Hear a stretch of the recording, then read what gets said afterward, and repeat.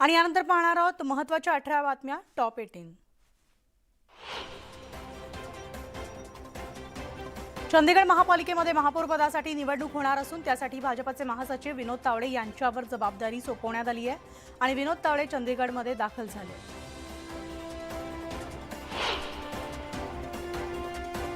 ईडीच्या छापेमारीवरून असलम शेख यांनी केलेल्या टीकेला भाजप प्रदेशाध्यक्ष चंद्रशेखर बावनकुळेंनी उत्तर दिले। तपास यंत्रणा कधीही जात धर्म पाहत नाही, पुराव्याशिवाय छापेमारी केली जात नाही आणि त्यामुळे कर नाही तर डर कशाला, असं प्रत्युत्तर चंद्रशेखर बावनकुळेंनी दिले। तपास यंत्रणा कधी कुठलाही जात धर्म बघत नाही। तपास यंत्रणाकडे जोपर्यंत माहिती असत नाही तोपर्यंत कधी कुणाकडे जात नाही। मला वाटतं एवढं घाबरून जायची गरज काय, डर नाही तर डर कशाला, कशाला एवढा बागुल बुवा करताय।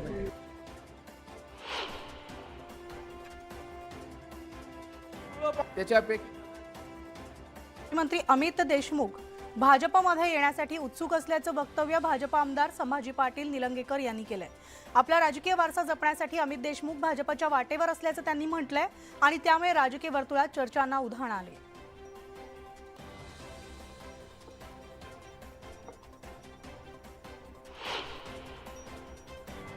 वर्धा इथल्या जाहीर सभेमध्ये भाजप आमदार नितेश राणे यांनी राहुल गांधी यांच्यावर जोरदार टीका केली आहे। फक्त आरएसएस आणि सावरकरांवर बोलणाऱ्या राहुल गांधींची दाढी काढा आणि रेशीमबागकडे पाठवा, खादी पॅन्ट घालून पुढच्या दसऱ्या मेळाव्यात पहिल्या रांगेत बसलेला दिसेल, असा टोला त्यांनी लगावलाय।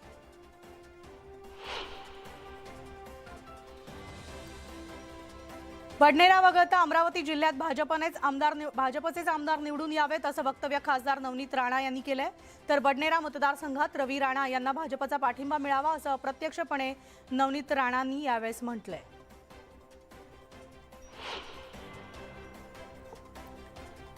काही साइट्सवर नायलॉन मांजाची ऑनलाईन विक्री सुरू असल्याचा प्रकार समोर आलाय। या प्रकरणी नायलॉन मांजाची ऑनलाईन विक्री थांबवा असे आदेश उच्च न्यायालयाच्या नागपूर खंडपीठानं सायबर विभागाला दिले।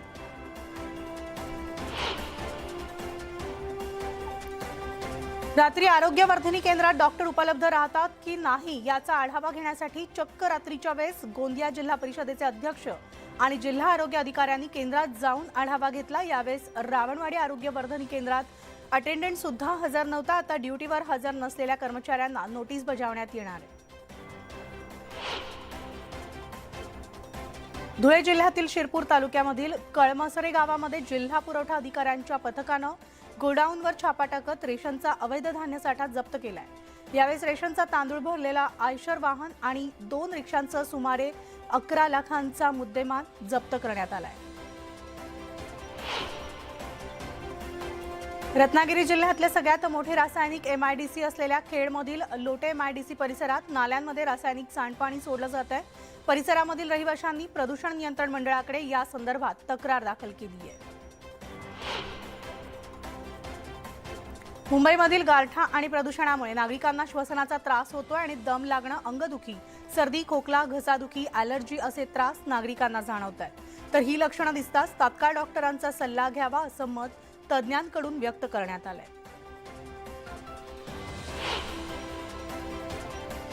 कल्याण तळोजा मेट्रो 12 या मार्गावरील कामांसाठी एमएमआरडीएनं टेंडर काढलं असून 20 किलोमीटरच्या प्रकल्पासाठी 5,865 कोटींचा खर्च अपेक्षित असून 7 फेब्रुवारीला ठेकेदाराची निवड होणार आहे।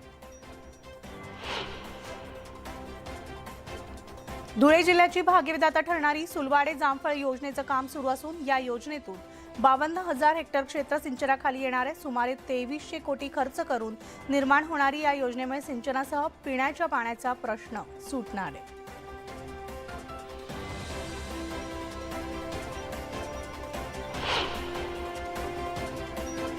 राजमाता जिजाऊ जयंतीचं औचित्य साधत खेड तालुक्यातील 3 पॉइंट ब्रेक ॲडव्हेंचर्सच्या गिर्यारोहकांनी 180 फुटी डांग्या सुळका सर केलाय। गिर्यारोहकांनी भगवा ध्वज हातात घेऊन जय जिजाऊंच्या घोषणाही दिल्या।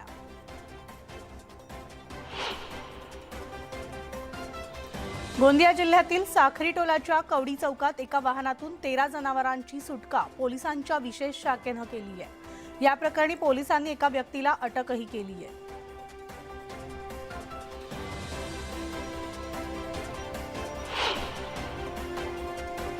आणि बुलेटिनमध्ये आता एक छोटासा ब्रेक घेऊन लगेचच परततोय. पाहत राहा न्यूज 18 लोकमत.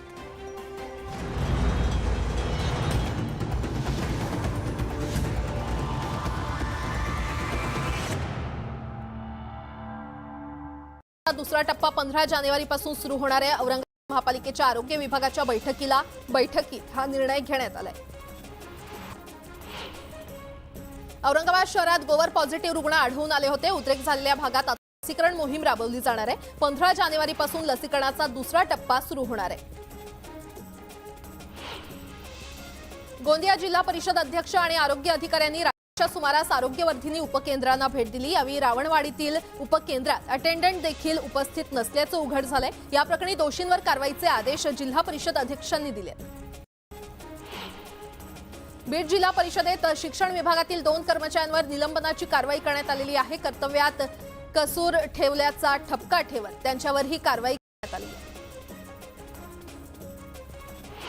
मध्य रेल्वेच्या सोलापूर विभागामध्ये लोहमार्गाच्या कामामुळे रेल्वे वाहतुकीवर परिणाम होणार आहे. निजामाबाद, पुणे, दौंड, भुसावळ या गाड्या आजपासून पुढील काही दिवस रद्द करण्यात येणार आहेत. त्याचप्रमाणे या मार्गावरील काही काळ बदललेल्या मार्गाने धावणार आहेत.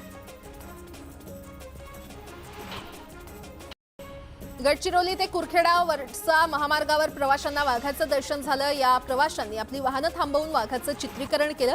वाघाचा हा व्हिडिओ सध्या चांगलाच व्हायरल होतोय. वर्धा इथल्या जाहीर सभेत भाजपा आमदार नितेश राणे यांनी राहुल गांधी यांच्यावर जोरदार टीका केली आहे. फक्त आरएसएस आणि सावरकरांवर बोलणाऱ्या राहुल गांधींची दाढी काढा आणि रेशीमबागकडे पाठवा.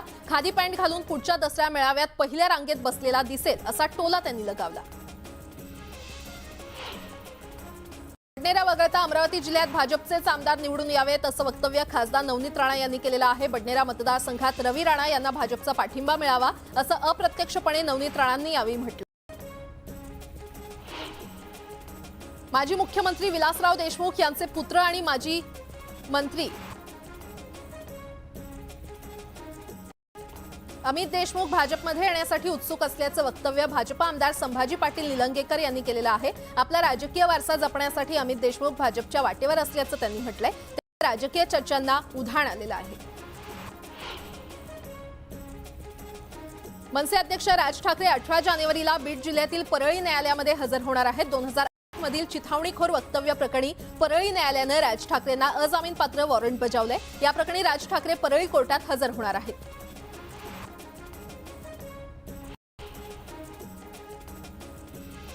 ईडीच्या छापेमारीवरून अस्लम शेख यांनी केलेल्या टीकेला भाजप प्रदेश अध्यक्ष चंद्रशेखर बावनकुळे यांनी उत्तर दिलंय. तपास यंत्रणा कधीही जात धर्म बघत नाहीत. पुराव्याशिवाय छापेमारी केली जात नाही. त्यामुळे कर नाही तर डर कशाला असं चंद्रशेखर बावनकुळे यांनी म्हटलं.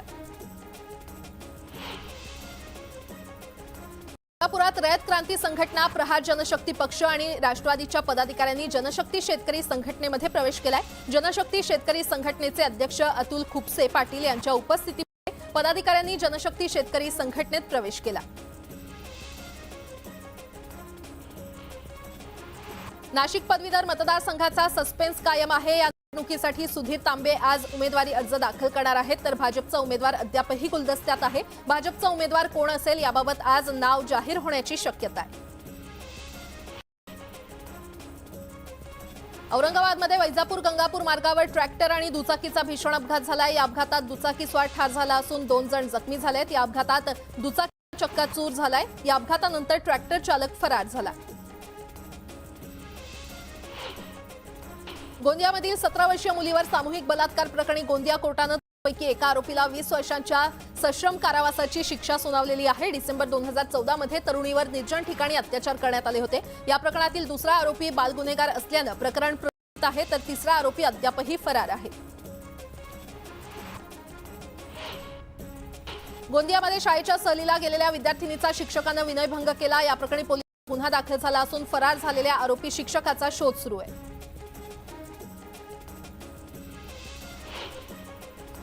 औरंगाबाद शहर पोलिसांकडून 2022 वर्षी गुन्ह्यांचा वार्षिक अहवाल जाहीर करण्यात आलेला आहे. या अहवालात गेल्या वर्षभरात तब्बल 43 खुनांच्या घटना घडल्याची आकडेवारी समोर आली आहे. तसंच खुनाचा प्रयत्न करण्याच्या 48 घटना घडल्याचं समोर आलं.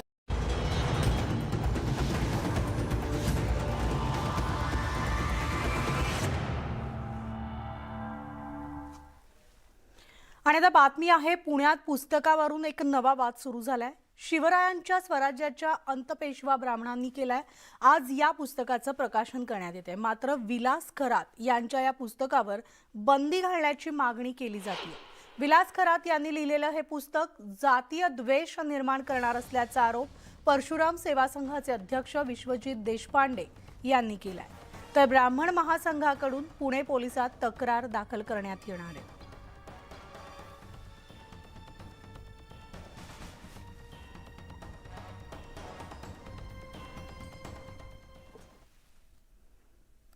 आणि या बातमीचा बुलेटिनमध्ये वेळ झाली. आज इथेच थांबण्याची. ताज्या घडामोडींसाठी तुम्ही पाहत राहा न्यूज 18 लोकमत.